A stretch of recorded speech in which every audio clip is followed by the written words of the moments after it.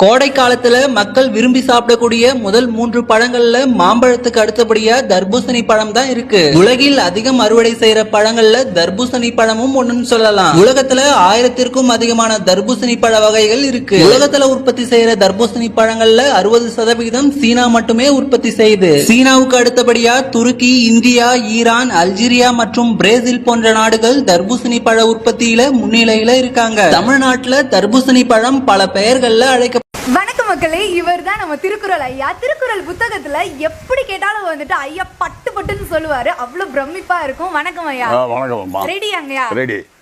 அதிகாரம் 61 மடியின்மை. குடியென்னும் குன்றா விளக்கம் மடியென்னும் ஆசுரம் ஐத்துக்கெடு மடிய மடியா உலகள் குடியை குடியாக வேண்டுவர் மடிமடி கொண்டொழுகும் பேத பிறந்த குடிமடியும் தன்னினும் முந்து குடிமடிந்து குற்றம் பெருகும் மடிமடிந்து மாண்ட உயிற்றிலவருக்கு நெடுநீர் மறைவி மடிதியில் நாங்கும் கெடுநீரார் காமக்கலன் படியுடையார் பற்றமைந்த கண்ணு மடியுடையார்